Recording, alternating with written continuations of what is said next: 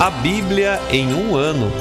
Uma experiência de encontro com Jesus Cristo, a Palavra de Deus.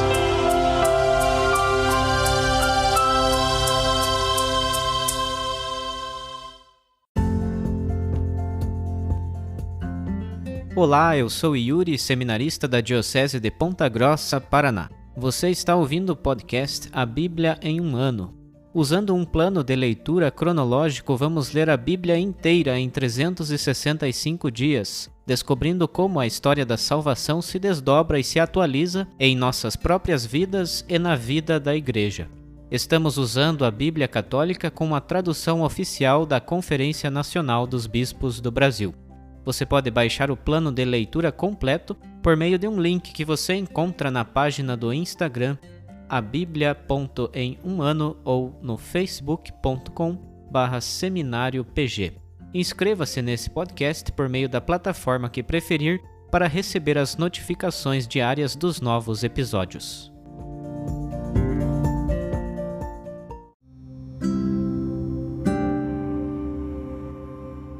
Olá, eu sou o Padre Joel Nalepa, da Diocese de Ponta Grossa, no Paraná. Antes de iniciarmos a leitura e a escuta dos textos bíblicos propostos para hoje, vamos pedir que o Espírito Santo ilumine nossa mente e nosso coração para que a Palavra de Deus frutifique em nossas vidas. Em nome do Pai, do Filho e do Espírito Santo. Amém. Vindo Espírito Santo, enchei os corações dos vossos fiéis e acendei neles o fogo do vosso amor. Enviai o vosso Espírito, e tudo será criado, e renovareis a face da terra. Oremos. Ó Deus, que instruístes os corações dos vossos fiéis com a luz do Espírito Santo, fazei que apreciemos retamente todas as coisas, segundo o mesmo Espírito, e gozemos sempre de sua consolação. Por Cristo nosso Senhor. Amém.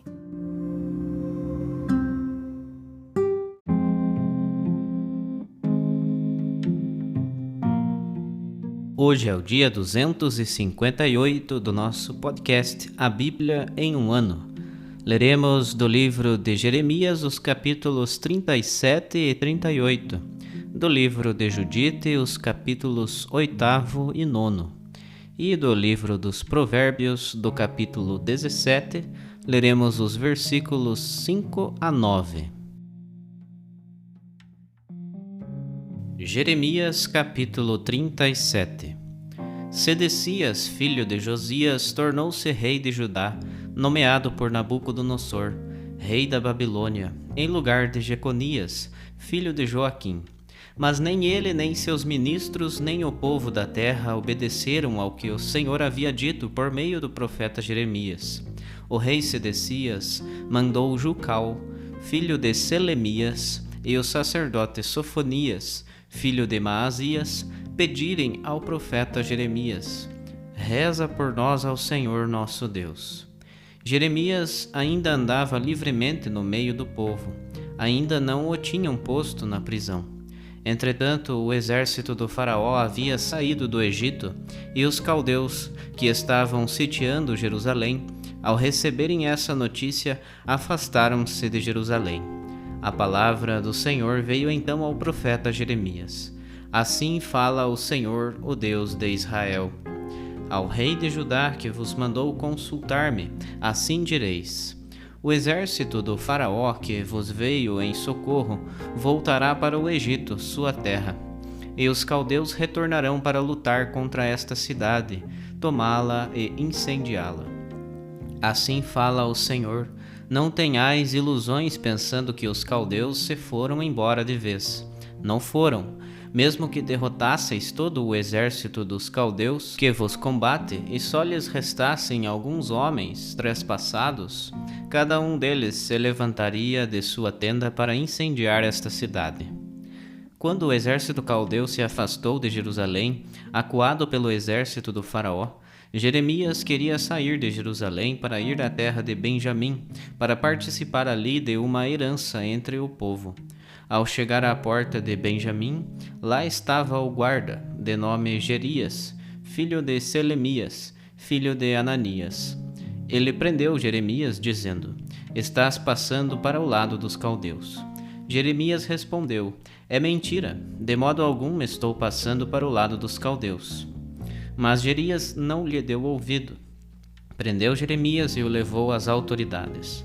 Os chefes, irritados com Jeremias, o açoitaram e deixaram-no preso na casa do escriba Jonatas, transformada em prisão. Jeremias foi levado para um calabouço subterrâneo, onde ficou preso por muito tempo. Depois, o rei Sedecias mandou buscar Jeremias, e dentro do palácio, secretamente, lhe perguntou: Há uma palavra da parte do Senhor? Jeremias respondeu: Há. E acrescentou: Serás entregue nas mãos do rei da Babilônia. Depois Jeremias disse ao rei Sedecias: Que pecado cometi eu contra ti, contra teus servos ou contra este povo, para que me ponhas na prisão? E onde estão agora vossos profetas, que vos profetizavam que o rei da Babilônia não viria contra vós e vossa terra? Mas agora, Senhor, escuta-me, por favor, e que minha súplica receba a tua consideração. Não me mandes de volta para a casa do escriba Jonatas, para que eu não morra ali. Então o rei Sedecias mandou colocar Jeremias no pátio da guarda e dar-lhe cada dia um pão vindo da rua dos padeiros, enquanto não fosse consumido todo o pão na cidade. E assim Jeremias ficou no pátio da guarda. Capítulo 38. Safatias, filho de Matã, Gedalias, filho de Fassur, Jucal, filho de Semelias, e Fassur, filho de Melquias, ouviram o que Jeremias repetia a todo o povo. Assim fala o Senhor: Quem ficar nesta cidade vai morrer pela espada, pela fome ou pela peste. Mas quem sair para junto dos caldeus ficará vivo, terá sua vida como prêmio e viverá. Assim fala o Senhor: A cidade será mesmo entregue ao exército do rei da Babilônia, que dela vai se apoderar. Os chefes disseram ao rei: Manda, por favor, matar esse homem. Falando assim, ele afrouxa as mãos dos soldados que ainda restam na cidade e as mãos do povo todo, pois esse homem não busca a paz, mas a desgraça do povo. O rei Sedecias respondeu: Ele está nas vossas mãos, pois o rei nada pode contra vós. Agarraram então Jeremias e o abandonaram na cisterna do comissário Melquias, no pátio da guarda. Desceram Jeremias com uma corda dentro da cisterna, que não tinha água, só lama, e Jeremias ficou atolado na lama. O etíope Ebed-Meleque, eunuco do palácio real, soube que haviam colocado Jeremias na cisterna. O rei estava sentado à porta de Benjamim. Ebed-Meleque saiu do palácio real para dizer ao rei: Senhor meu rei, esses homens agiram muito mal com o profeta Jeremias, lançando-o naquela cisterna. Ali ele vai morrer de fome, pois não há mais pão na cidade. O rei deu ao etíope Ebed-Meleque esta ordem: Leva contigo 3 homens e tira o profeta Jeremias da cisterna antes que ele morra. Ebed-Meleque levou os homens, entraram no palácio, foram até o porão debaixo do armazém. Aí pegaram trapos e roupas velhas e com as cordas baixaram-nas até Jeremias na cisterna. O etíope Ebed-Meleque disse a Jeremias: Põe esses trapos e essas roupas velhas entre as axilas e as cordas. Assim fez Jeremias. Puxaram-no pela corda e o tiraram da cisterna. A partir daí, Jeremias permanecia no pátio da guarda. O rei Sedecias mandou trazer Jeremias à sua presença na terceira entrada da casa do Senhor. O rei disse a Jeremias: Vou te perguntar uma coisa, nada me escondas. Jeremias, porém, disse a Sedecias: Porventura não me matarás se eu te revelar a verdade? Se te der um conselho, nem me atenderás. Então o rei Sedecias jurou secretamente a Jeremias: Pela vida do Senhor que nos deu esta vida, não te matarei, nem te entregarei às mãos dos que querem tirar-te a vida. Jeremias disse então ao rei Sedecias: Assim diz o Senhor dos Exércitos, Deus de Israel: Se de fato saíres da cidade e te dirigires aos comandantes do rei da Babilônia, conservarás a vida, e a cidade não será incendiada. Ficarás vivo, tu e a tua casa. Se, porém, não saíres ao encontro dos comandantes do rei da Babilônia, a cidade será entregue às mãos dos caldeus, e eles a incendiarão, e tu não escaparás de suas mãos. Falou o rei Sedecias. Tenho medo dos judeus que passaram para o lado dos caldeus, medo de ser entregue às mãos deles, que vão me maltratar. Jeremias respondeu: Não te entregarão. Presta atenção à voz do Senhor que eu te transmito. Tudo te correrá bem, ficarás vivo. Se, porém, te recusares a sair, eis a palavra que o Senhor me revelou. Todas as mulheres que sobrarem no palácio do rei de Judá serão levadas para os comandantes do rei da Babilônia, dizendo: Eles te iludiram, te lograram os teus caros amigos. Enquanto teus pés atolaram na lama, eles te viraram as costas. Tuas mulheres e teus filhos serão levados para os caldeus, e tu não escaparás das mãos deles. Serás prisioneiro do rei da Babilônia, e a cidade será incendiada. Sedecias disse a Jeremias: Que ninguém fique sabendo disso, do contrário morrerás. Se os chefes souberem que falei contigo e vierem dizer: Conta-nos o que falaste com o rei, nada escondas, e não te mataremos. Que foi que o rei te disse? Deverás responder: Eu estava pedindo clemência ao rei para não ser mandado de volta à casa de Jonatas para ali morrer. De fato, os chefes vieram todos procurar Jeremias e lhe fizeram perguntas, mas ele respondeu de acordo com tudo o que o rei lhe mandara dizer. E eles ficaram quietos, pois da conversa nada ficou sabido. Jeremias permaneceu no pátio da prisão até o dia em que Jerusalém foi tomada. Então Jerusalém foi tomada.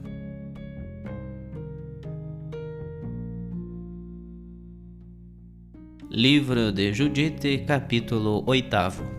Morava na cidade por esses dias Judite, filha de Merari, filho de Ox, filho de José, filho de Osiel, filho de Eucias, filho de Ananias, filho de Gedeão, filho de Rafim, filho de Aquitope, filho de Eliabe, filho de Natanael, filho de Salamiel, filho de Surissadai, filho de Simeão, filho de Israel. Seu marido, Manassés, era da tribo e da sua parentela. Ele morrera nos dias da colheita da cevada. Estava dirigindo os que amarravam os feixes no campo e sofrera uma insolação. Tendo caído de cama, morreu em Betúlia, a sua cidade. Sepultaram-no com seus antepassados no campo situado entre Dotaim e Balamon. Judite vivia na sua casa como viúva. Havia 3 anos e 4 meses. Fizera para si um quarto no terraço de sua casa. Usava um pano de saco sobre os rins e trajava vestidos de viúva. Jejuava todos os dias da sua viuvez, exceto aos sábados e em suas vigílias, nas luas novas e nas vigílias, nas festas e nos dias de regozijo da casa de Israel. Era muito bela de aspecto e formosa de rosto, prudente de coração e com bom senso, e muito honrada. Seu marido Manassés, que era filho de José, filho de Aquitob, filho de Melquis, filho de Eliabe, filho de Natanael, filho de Surissadai, filho de Simeão, filho de Israel, lhe deixara ouro e prata, servos e servas, rebanhos e campos, e ela se mantinha com isso. Não havia quem fizesse a seu respeito maus comentários, pois era muito temente a Deus.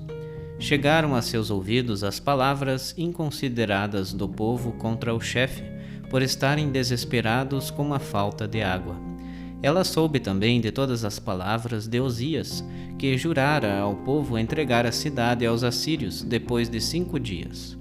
Então, por intermédio da serva que administrava os seus bens, Judite chamou Osias, Cabris e Carmis, anciãos da cidade, à sua casa. Quando chegaram, ela lhes disse: Ouvi-me, chefes dos habitantes de Betúlia. Não é correta a palavra que pronunciastes ante o povo neste dia, quando firmastes um juramento, pronunciado entre Deus e vós, comprometendo-vos a entregar a cidade aos nossos inimigos, se dentro de tantos dias o Senhor nosso Deus não nos enviar socorro? Quem sois vós, que hoje tentastes a Deus e vos pusestes no lugar de Deus em meio aos vossos irmãos? Agora tentais o Senhor Todo-Poderoso, vós que nunca entendereis coisa alguma. Pois não sois capazes de sondar a profundeza do coração humano, nem de captar as razões do seu pensamento. Como então perscrutaríeis a Deus, que fez todas estas coisas? Conheceríeis o seu pensamento e sondaríeis o seu projeto? Absolutamente, irmãos, não provoqueis o Senhor nosso Deus. Porquanto, se não quiser ajudar-nos nestes 5 dias, Ele tem poder, nos dias que quiser, para ajudar-nos, ou então para exterminar-nos diante dos nossos inimigos. Vós, porém, não exijais garantias das vontades do Senhor nosso Deus, pois Deus não é como o ser humano para ser intimidado com ameaças, ou como alguém que possa ser julgado. Por isso, aguardando a salvação de sua parte, supliquemos que venha em nosso auxílio, e Ele escutará a nossa voz, se bem lhe aprouver. Pois nunca houve em nossa descendência, nem há hoje, tribo ou clã, ou povo ou cidade entre nós, que adore deuses feitos por mãos humanas, como aconteceu nos primeiros tempos. Por esse motivo, nossos antepassados foram entregues à espada e ao saque, e caíram miseravelmente diante de nossos inimigos. Nós, porém, não reconhecemos outro Deus a não ser Ele, de quem esperamos que não nos despreze e que não afaste de nossa raça a sua salvação. De fato, se formos capturados, o mesmo acontecerá com toda a Judéia. Nosso santuário será saqueado e Deus nos fará pagar essa profanação com o nosso próprio sangue. Sobre vossa cabeça, entre as nações aonde formos levados como escravos, Ele fará recair a morte de nossos irmãos, o cativeiro da terra e a devastação da nossa herança. Seremos alvo de escândalo e de injúria diante de todos os que nos dominarem. A nossa rendição não nos garantirá o favor dos inimigos, mas o Senhor nosso Deus a transformará em desonra. Portanto, irmãos, mostremos a nossos irmãos que sua vida depende de nós, e que é de nossa responsabilidade a preservação do lugar santo, da casa de Deus e do altar. Além de tudo isso, rendamos graças ao Senhor nosso Deus, que nos põe à prova como a nossos pais.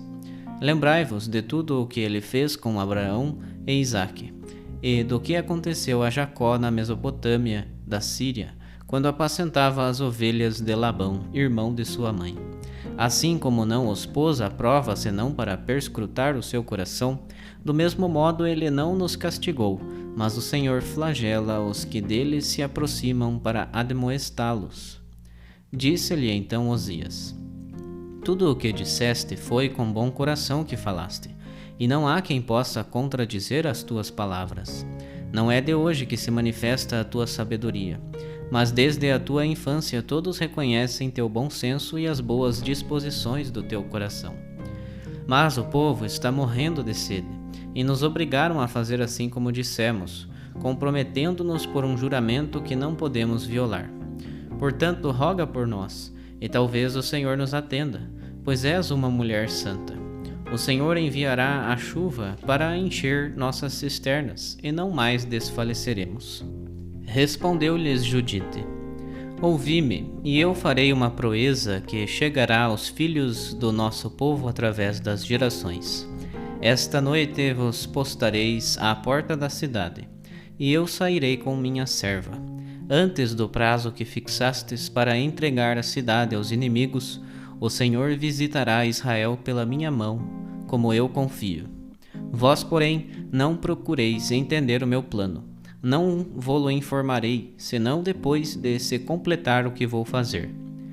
Osias e os chefes disseram: Vai em paz, e o Senhor Deus esteja à tua frente para a vingança contra os nossos inimigos. Descendo então do aposento dela, voltaram para seus postos. Capítulo 9. Judite prostrou-se com o rosto em terra, cobriu a cabeça com cinza, rasgou sua túnica e deixou à mostra o pano de saco com que se vestia. Era o momento em que, em Jerusalém, naquela tarde, se acabava de oferecer o incenso na casa de Deus. Ela clamou em altos brados, dizendo: Senhor Deus de meu pai Simeão, em cuja mão puseste uma espada para a vingança contra os estrangeiros que tinham desatado o cinto de uma virgem para manchá-la, descobrindo sua coxa para envergonhá-la e manchando seu seio para desonrá-la. Tu havias dito: isto não se faz, mas eles fizeram. Eis porque entregaste seus chefes à matança e seu leito envergonhado pela sua fraude a uma fraude sangrenta. Feriste os servos ao lado dos poderosos, e os poderosos sobre seus tronos. Entregaste suas mulheres como presa e suas filhas em cativeiro, e todos os seus despojos à partilha entre teus filhos amados.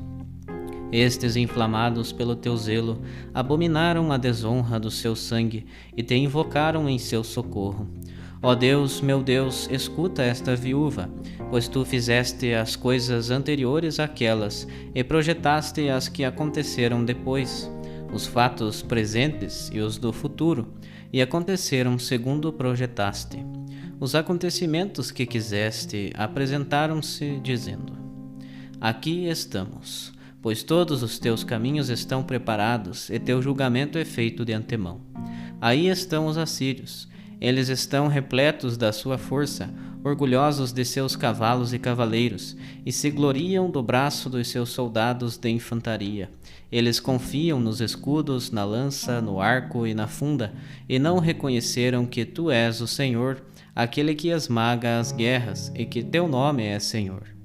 Quebra as forças deles, ó Deus eterno.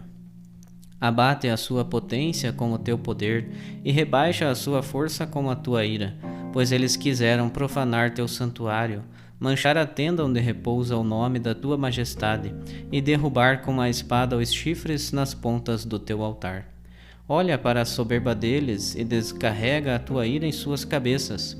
Dá força à mão desta viúva, para eu fazer aquilo que planejei. Com meus lábios sedutores, fere o servo junto com o chefe, e o chefe junto com o servo. Esmaga sua altivez pelas mãos de uma mulher, pois a tua força não está na multidão, nem o teu poder está nos fortes, pois tu és o Deus dos humildes, o socorro dos mais pequenos, o defensor dos fracos, o protetor dos rejeitados, o salvador dos desesperados. Sim, sim, ó Deus de meu Pai e Deus da herança de Israel, dominador dos céus e da terra, criador das águas, Rei de toda a criação, ouve a minha súplica. Concede que a minha palavra sedutora se transforme na ferida mortal dos que planejaram maldades contra o teu testamento e a tua santa morada, a colina de Sião e a casa habitada por teus filhos. E faze que todo o teu povo e todas as tribos conheçam e reconheçam que tu és o Deus de todo o poder e de toda a força, e que não há outro defensor da raça de Israel senão tu.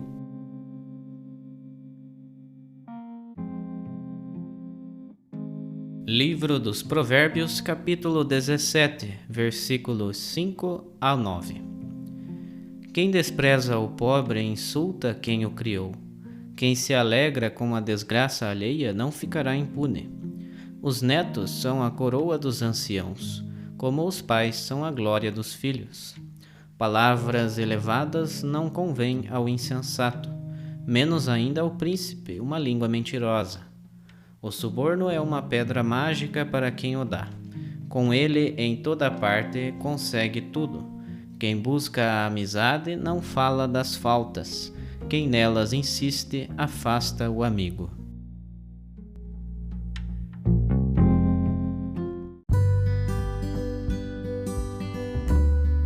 Olá, eu sou o Padre Wagner, da Diocese de Ponta Grossa, no Paraná. Acompanhamos hoje os capítulos 37 e 38 do livro do profeta Jeremias.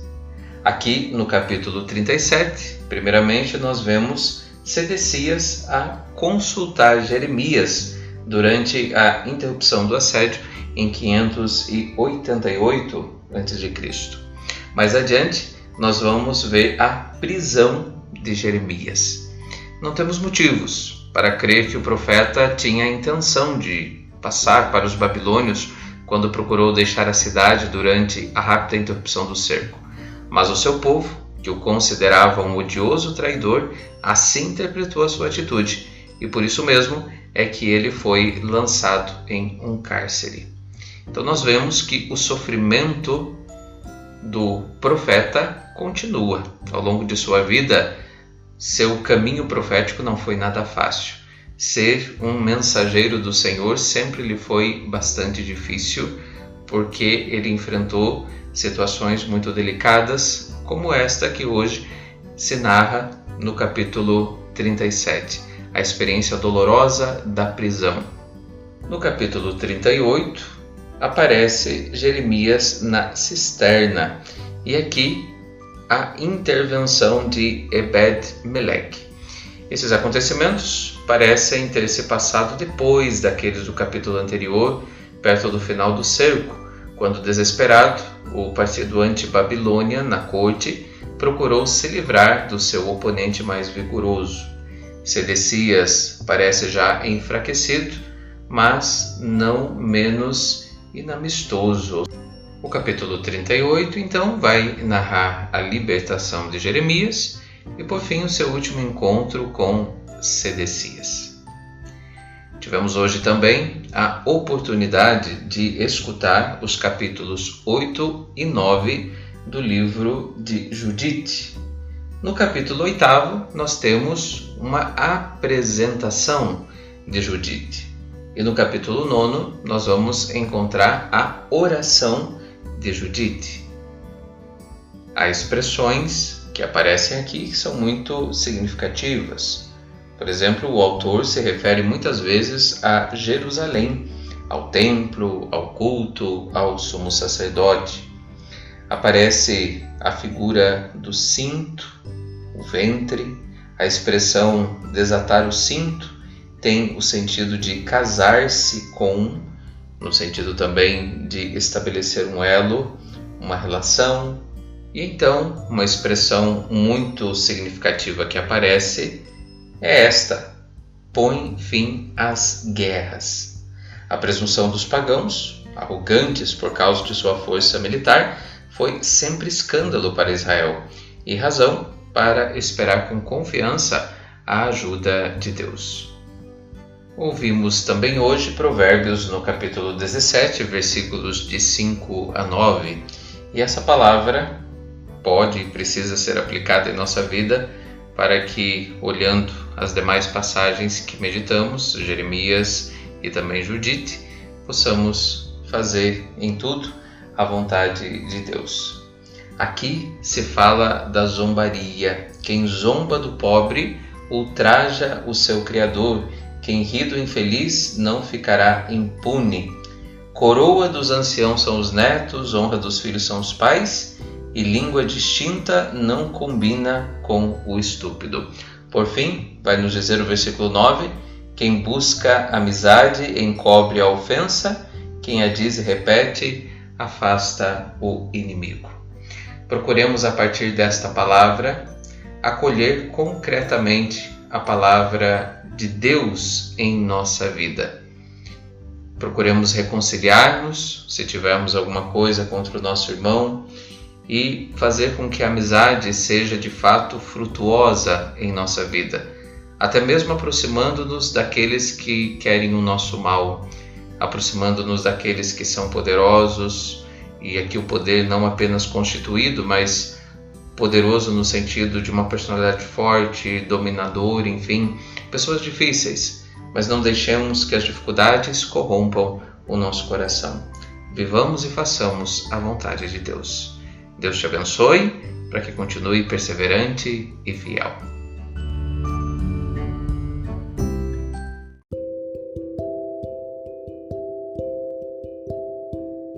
Querido irmão, querida irmã, Jesus afirma a todos nós: felizes os que escutam a palavra de Deus e a põem em prática. Peçamos que a palavra que acabamos de ouvir se faça vida em nós e inspire as nossas ações. Oremos. Ó Deus, concedei ao vosso povo alimentar-se cada vez mais da vossa palavra e nela encontrar a fonte da vida. Por nosso Senhor Jesus Cristo, vosso Filho, na unidade do Espírito Santo. Amém. Quem vos fala é o Padre Jaime Roça, vigário-geral da Diocese de Ponta Grossa, no Paraná. Que desça sobre vós a bênção de Deus Todo-Poderoso, Pai, Filho e Espírito Santo. Amém.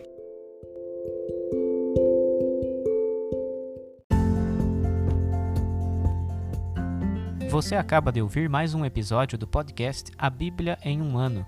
Continue nesse bom propósito de ouvir, ler e praticar a Palavra de Deus.